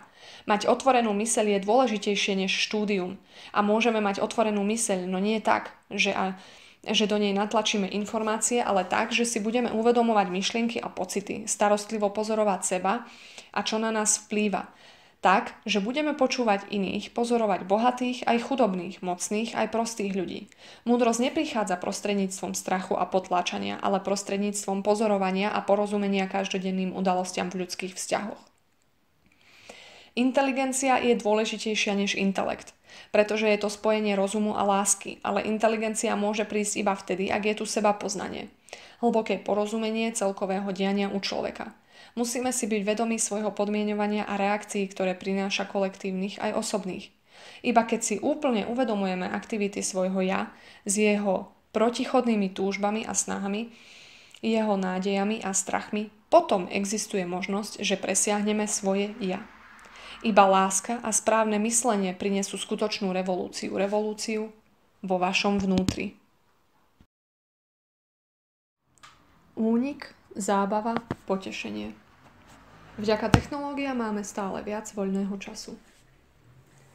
Človek má vďaka automatizácii, rozvoju kybernetiky, elektronickým počítačom a podobne stále viac voľného času. A ten voľný čas využíva buď na zábavu, nábožnú zábavu, alebo zábavu prostredníctvom rôznych druhov potešení, či na účely, ktoré sú stále zhubnejšie pre vzťahy medzi ľuďmi, alebo sa počas svojho voľného času obráti do svojho vnútra. Sú iba tieto tri možnosti. Vďaka technológii môžeme ísť na mesiac, ale to nevyrieši problémy človeka. Ani to, že bude svoj voľný čas využívať nábožne, alebo na inú zábavu. To nevyrieši. Chodenie do chrámu, presvedčenia, dogmy, čítanie posvetných kníh. Všetko sú to vlastne druhy pobavenia. Alebo človek vstúpi hlboko do seba a spochybní každú hodnotu, ktorú ľudia počas stáročí vytvorili a pokúsi sa zistiť, či existuje niečo viac ako iba výplody mysle. Na celom svete existujú celé skupiny ľudí, ktoré sa búria proti zavedenému poriadku tak, že užívajú rôzne druhy drog, odmietajú byť v spoločnosti akokoľvek aktívni a podobne. Ja som neužíval žiadne drogy, pretože podľa mňa má akýkoľvek druh stimulantov, akákoľvek ich podoba, či už je to počúvanie rečníka, ktorý vás povzbudí, nápoje, sex, drogy, či ísť do davu a dostať sa do určitého stavu emocionálneho napätia, veľmi neblahý vplyv. Je to preto, lebo akákoľvek podoba stimulantov, akokoľvek jemná, otupuje myseľ, ktorá od daného stimulantu závisí. Stimulant zavedie istý návyk a otupí myseľ. Úniky sú túžbou zabudnúť na seba. Všetky naše konflikty, všetky naše ambície sú veľmi ničotné, veľmi malicherné, preto sa chceme s niečím stotožniť. Ak nie s Bohom, tak s nejakým stavom, s vládou, s ľuďmi, ktorí vládnu so spoločnosťou. Ak to nie je to, tak je to utópia, niečo veľmi vzdialené, úžasná spoločnosť, ktorú vybudujete a pri jej budovaní zničíte veľa ľudí. Ale to vás veľmi nezaujíma. Ak neveríte v nič z toho, veríte, že sa pobavíte a pri materiálnych veciach na seba zabudnete. Takú osobu nazývame materialistickou a človeka, ktorý na seba zabúda v duchovnom svete, nazývame spirituálnym. Obaja majú rovnaký úmysel. Jeden na seba zabúda v kine a druhý v kinách, rituáloch, keď sedí na brehu rieky a medituje pri odovzdávaní sa. Tým úmyslom je nemať žiadnu záťaž, stratiť sa v nejakom druhu činnosti, stratiť sa pri uctievaní niečoho. Existuje teda túžba stratiť sa, pretože sa človek cíti byť bezvýznamným. Ja nemusí byť pre človeka bezvýznamné, kým je mladý. Ale keď pribúdajú roky, uvidíte, ako v tom je málo zmyslu. Akú to má malú hodnotu. Je to ako s tieňom, je plný zápasov, bolesti, smútku. A to je všetko. Preto to človeka čoskoro začne nudiť a začne sa venovať niečomu inému, aby zabudol sám na seba. To robíme všetci. Bohatí chcú na seba zabudnúť v nočných kluboch, pri potešení v autách, pri cestovaní.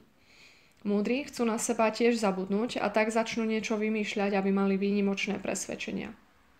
Hlúpi chcú na seba zabudnúť tak, že nasledujú iných ľudí. Majú svojich guruov, ktorí im povedia, čo majú robiť. Aj ambiciózni chcú na seba zabudnúť a tak budú niečo vykonávať. Takto všetci z nás, keď dospievame, keď nám pribúdajú roky, chceme na seba zabudnúť. A tak sa pokúšame nájsť niečo väčšie, s čím by sme sa mohli stotožniť. Únik od toho, čo je, vedie k otroctvu. Kolektívne uniknúť je tá najvyššia forma istoty. Keď čelíme tomu, čo je, môžeme s tým niečo urobiť, ale utiec od toho, čo je, nás nevyhnutne robí hlúpymi a nudnými, otrokmi pocitov a zmätku. Závislosť je známkou prázdnoty našich životov. Je to túžba po pocitoch, ktorá nás núti lipnúť na hudbe, núti nás privlastniť si krásu. Závislosť na vonkajšej línii a forme iba ukazuje na prázdnotu nášho vlastného bytia, ktoré naplňame hudbou, umením, rozvážnym tichom. Preto je táto nemenná prázdnota buď naplnená, alebo prekrytá pocitmi, lebo máme trvalý strach z toho, čo je, kým sme. Pocity sú začiatkom konca, je možné ich opakovať a rozšíriť. Ale zažívanie nie je ohraničené časom. To, čo je podstatné, je také zažívanie, ktoré popierame v honbe za pocitmi. Pocity sú obmedzené, osobné, spôsobujú konflikty a utrpenie, ale zažívanie, ktoré je úplne iné než opakovanie nejakého zážitku, je bez kontinuity. Iba pri zažívaní nastane obnova, transformácia. Prečo je sex najuniverzálnejším únikom? Prečo sa stal sex v našich životoch takým problémom? Rozoberme si to bez zábran, bez úzkosti, bez strachu a odsudzovania. Prečo sa stal problémom? Určite pre väčšinu z vás predstavuje problém. Prečo? Možno ste sa nikdy sami seba neopýtali, prečo je to problém. Skúsme to zistiť. Sex je problémom, pretože sa zdá, že v tom akte úplne chýba naše ja. V tej chvíli ste šťastní, pretože ustúpi vedomie, seba, vášho ja a chcete toho viac. Viac zrieknutia sa vášho ja, pri ktorom nastane úplné šťastie bez minulosti alebo budúcnosti. Dožadujete sa toho úplného šťastia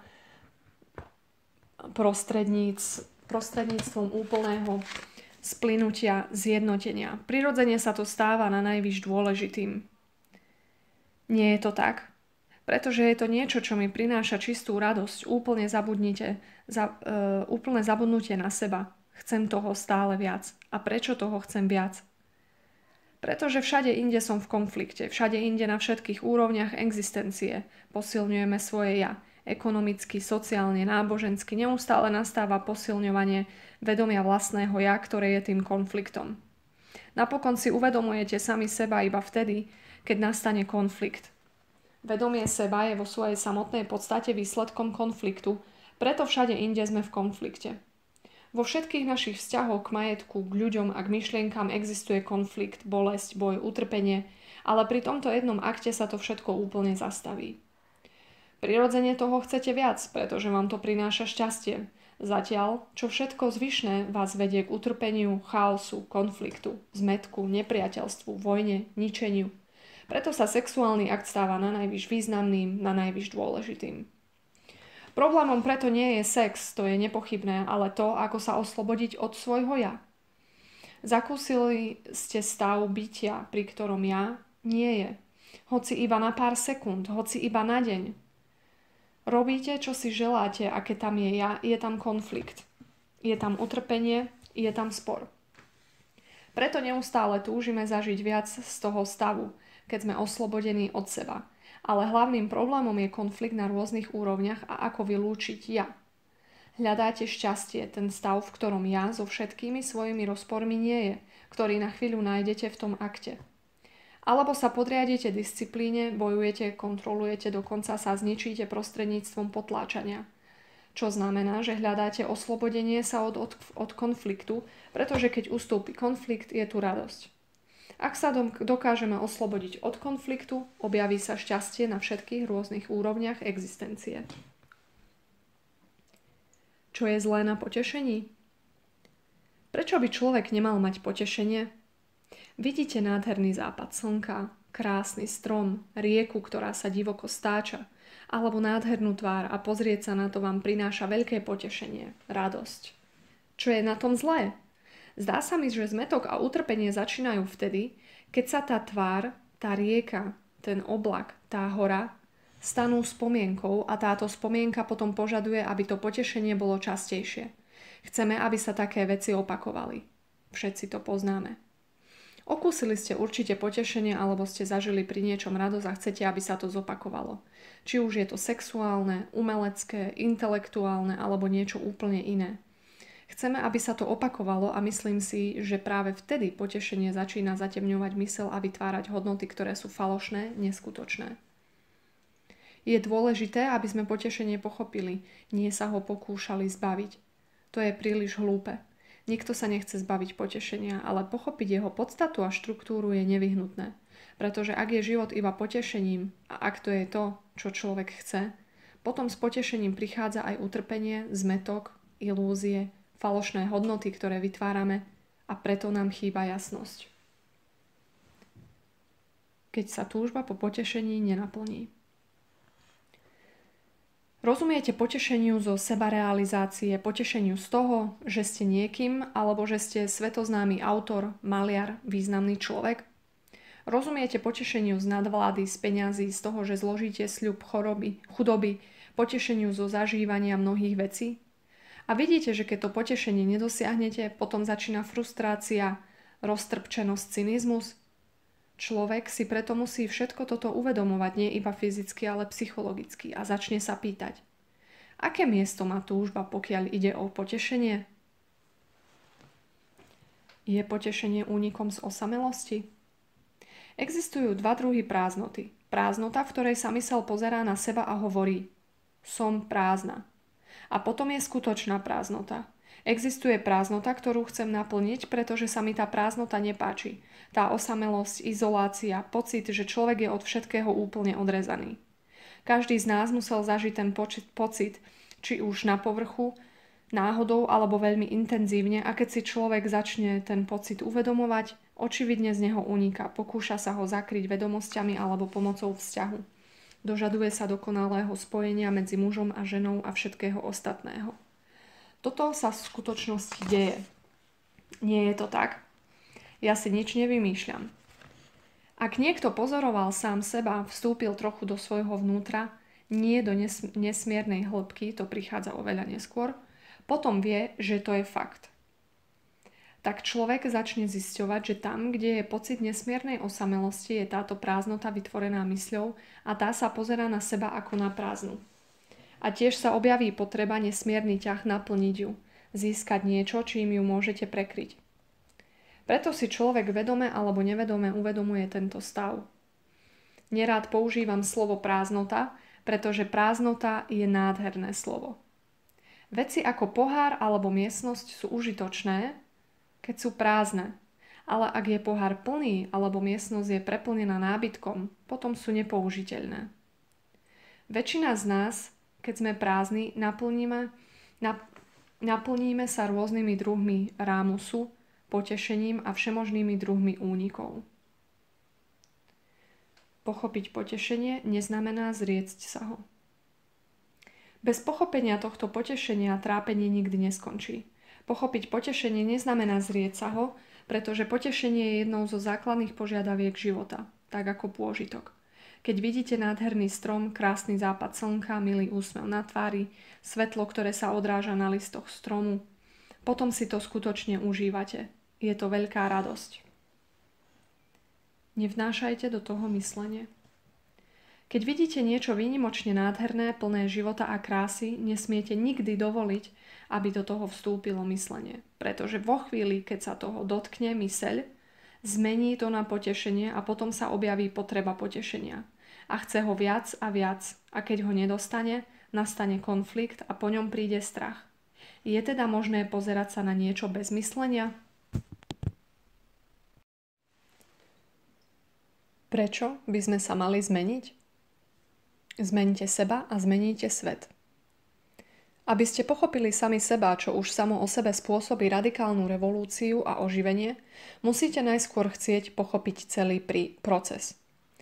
Vývoj jednotlivca nie je proti svetu, proti masám. Nech už to slovné spojenie znamená čokoľvek, pretože od vás nie je nič oddelené. Vy ste tými masami. Prečo sa chceme zmeniť? Predovšetkým, prečo chceme zmeniť to, čo je? Prečo chceme dosiahnuť nejakú zmenu? Pretože to, čím sme, nás neuspokojuje. Vytvára to konflikt, nepokoj. A tento stav sa nám nepáči. Chceme niečo lepšie, niečo ušľachtilejšie, niečo idealistickejšie. Preto si želáme zmenu, pretože je tu bolesť, nepokoj, konflikt. Je to nevyhnutné. Keď sa radikálne zmeníte, nemeníte sa pre blaho spoločnosti, nezmeníte sa, pretože chcete konať dobro alebo sa chcete dostať do neba, spoznať Boha či čokoľvek iné. Meníte sa, pretože je to pre vás nevyhnutné. A ak niečo milujete pre tú vec samotnú, potom to prináša nesmiernu jasnosť. A je to práve táto jasnosť, ktorá prinesie človeku spásu. Nie to, že koná dobro, že sa polepší. Nie vonkajšia, ale vnútorná zmena zmení spoločnosť. Rozhovory, argumentácie, vysvetľovania nemajú konca. Ale vysvetlenia, argumenty a rozhovory nevedú k priamému konaniu. Pretože na to, aby sa to stalo, musíme sa zmeniť radikálne a zásadne. Na to nepotrebujeme žiadne argumenty. Nejaké presviečanie, nejaké plány, nejaké ovplyvňovanie niekým iným nás zásadne nezmení v tom najhlbšom zmysle slova. Potrebujeme zmenu, ale nie podľa nejakej konkrétnej predstavy, plánu alebo myšlienky, pretože keď máme predstavy o tom, čo robiť, konanie sa zastaví. Medzi skutkom a myšlienkou je časový interval, oneskorenie.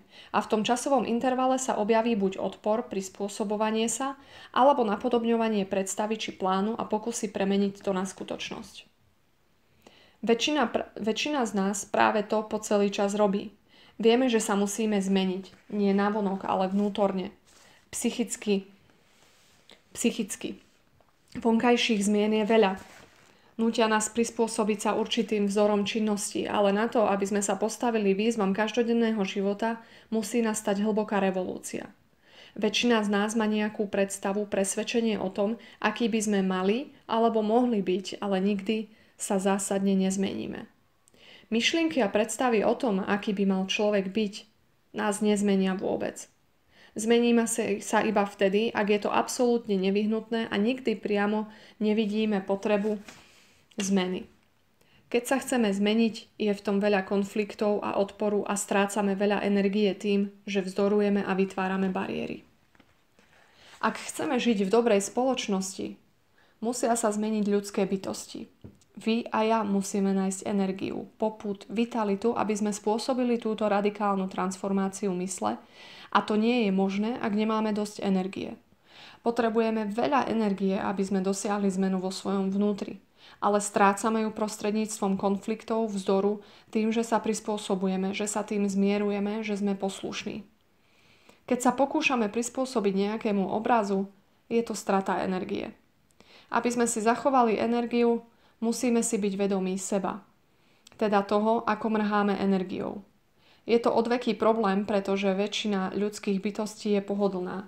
Radšej niečo príjmu, poslúchnú a nasledujú. Ak si začneme uvedomovať túto pohodlnosť, túto hlboko zakorenenú lenivosť a pokúsime sa oživiť mysel a srdce, napätie, ktoré to prinesie, sa tiež stane konfliktom. A to je tiež strata energie. Naším problémom, jedným z mnohých, ktoré máme, je to, ako si zachovať túto energiu. Energiu, ktorá je potrebná, aby vo vedomí nastala explózia. Explózia, ktorá nie je neprirodzená, ktorá nie je produktom myslenia, ale taká, ktorá sa objaví prirodzene, keď máte energiu, ktorú ste nevyplýtvali. Hovoríme o potrebe pozbierať všetkú energiu na to, aby sme dosiahli radikálnu revolúciu samotného vedomia, pretože musíme mať novú myseľ. Musíme sa pozerať na život úplne inak. Čo je zmyslom života? Čo je zmyslom života? Hodnota života spočíva v žití. Skutočne žijeme? Je život hodný žitia? Ak žijeme v strachu, ak sa celý čas náš život učíme napodobňovať, kopírovať, ak nasledujeme nejaké autority, je to život? Je to život, ak niekoho iba nasledujete dokonca, i keď je to najväčší svetec alebo najznámejší politik či najvýznamnejší učenec? Ak budete pozorovať svoje správanie, zistíte, že nerobíte nič iné, než že niekoho nasledujete. A toto nasledovanie niekoho nazývame životom. Potom sa na konci života pýtate, aký má život zmysel? Život teraz pre vás nemá žiadny zmysel. Zmysel môže prísť iba vtedy, ak sa zbavíte všetkých týchto autorít. A vzdať sa autorít je veľmi ťažké. Čo znamená oslobodiť sa od autorít? Môžete napríklad porušiť zákon, ale to vás od autorít neoslobodí. Sloboda tkvie v porozumení celému tomu procesu. Ako si myseľ vytvára autority, ako je každý jeden z nás zmetený, preto potrebujeme nejaké uistenie, že žijeme ten správny druh života. Pretože chceme, aby nám niekto povedal, čo máme robiť. Nechávame sa využívať autoritami, duchovnými aj vedeckými. Kým kopírujeme, napodobňujeme, nasledujeme, nepoznáme zmysel života. Ako niekto môže spoznať hodnotu života, ak všetko, čo hľadá, je úspech? Taký je náš život. Chceme uspieť, chceme sa dokonale zabezpečiť vnútorne aj navonok. Chceme, aby nám niekto povedal, že to robíme dobre, že nasledujeme správnu cestu, ktorá vedie k spaseniu.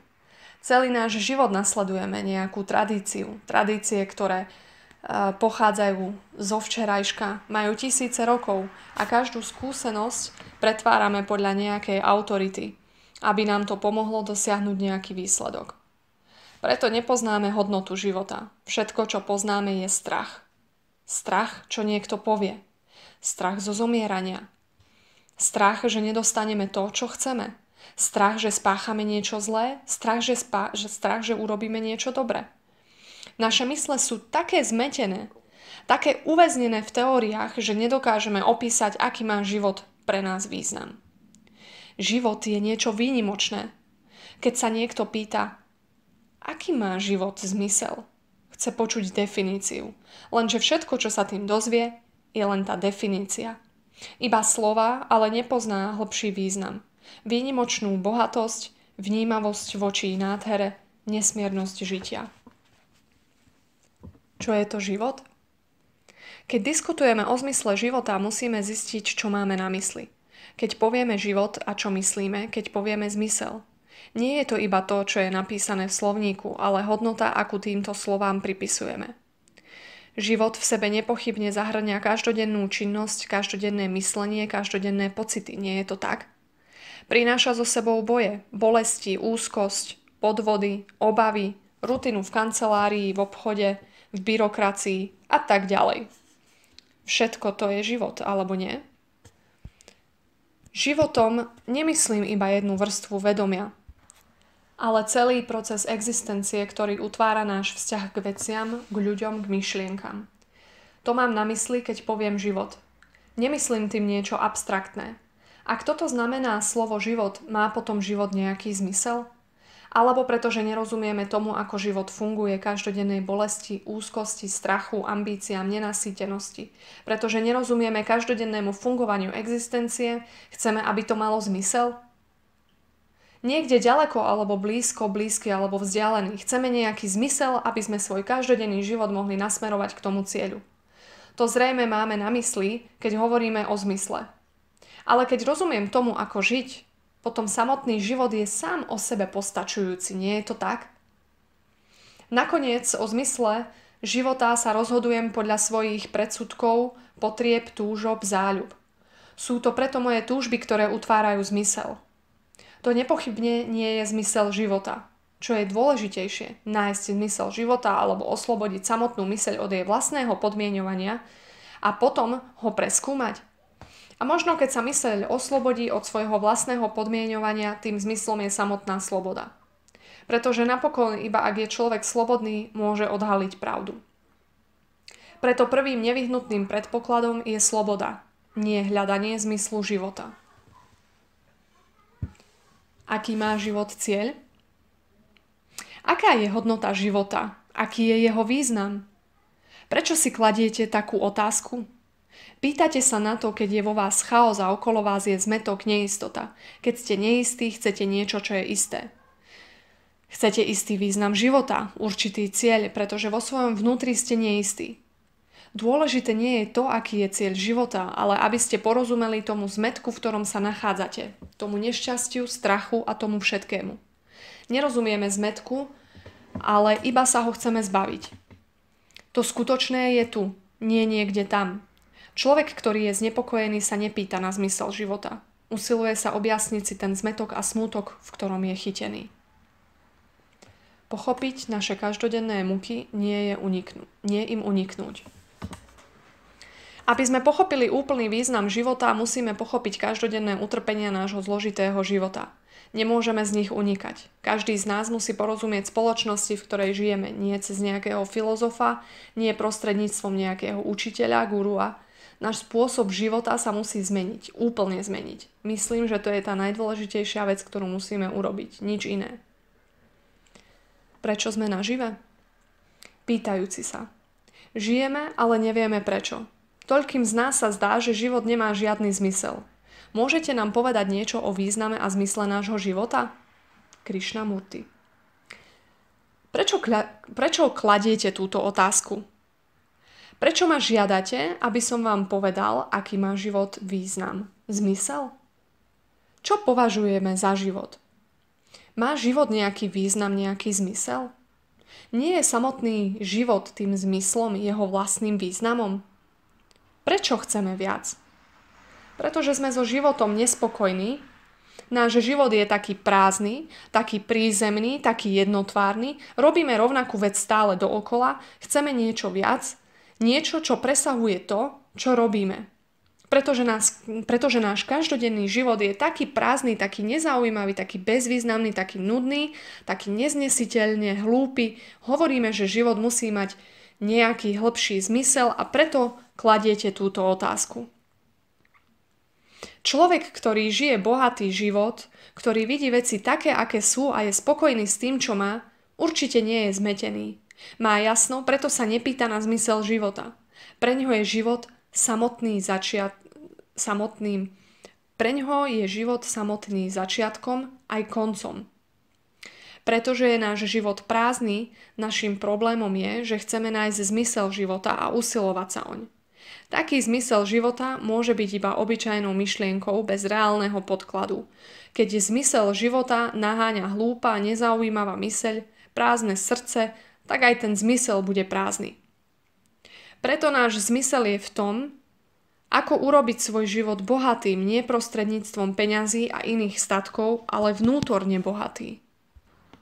Keď hovoríte, že zmyslom života je byť šťastný, zmyslom života je nájsť Boha, tak tá túžba nájsť Boha je určite únikom zo života a váš Boh je iba niečo, na čo sa upnete, lebo to poznáte. Môžete sa priblížiť iba k niečomu, čo poznáte, ak budete schodisko k niečomu, čo nazývate Bohom, tak to určite nie je Boh. Realitu môžete pochopiť iba tak, že žijete, nie tak, že unikáte. Ak hľadáte zmysel života v skutočnosti, unikáte a nechápete, čo je to život. Život je vzťah. Život je aktivita vo vzťahu. Keď nerozumiem vzťahu alebo keď je vzťah zmetený, potom hľadám hlbší význam. Prečo sú naše životy také prázdne? Prečo sme takí osamelí, frustrovaní? Pretože sme sa nikdy nepozreli do svojho vnútra a neporozumeli sme sami sebe. Nikdy si nepriznáme, že tento život je všetko, čo poznáme a preto by sme mu mali porozumieť úplne a dokonale. Dávame prednosť tomu, že pred sebou unikáme a preto hľadáme význam života mimo vzťahov. Ak začneme chápať konanie, ktoré tvorí náš vzťah k ľuďom, k majetku, k presvedčeniu a predstavám, potom zistíme, že ten vzťah samotný prináša svoju vlastnú odmenu. Nemusíte hľadať. Je to, ako by ste hľadali lásku. Môžete nájsť lásku tak, že ju hľadáte? Lásku nemôžete kultivovať. Lásku nájdete iba v hlbokom vzťahu, ale nie vo vonkajšom vzťahu. A práve preto, že nám chýba láska, chceme nejaký zmysel života. Keď je tu láska, ktorá je svojou vlastnou večnosťou, potom nehľadáme Boha, pretože láska je Boh. Naše mysle sú plné formalít a poverčivého mrmlania, že naše vlastné životy sú také prázdne a to je dôvod, prečo hľadáme zmysel mimo seba. Aby sme našli zmysel života, musíme prejsť dverami do svojho vnútra. Vedome alebo nevedome sa vyhýbame tomu, aby sme veciam čelili, brali ich také, aké sú a chceme od Boha, aby nám otvoril dvere, ktoré to presahujú. Túto otázku o zmysle života si dávajú iba tí, ktorí nemilujú. Lásku môžete nájsť iba v činoch a činy sú vzťahy.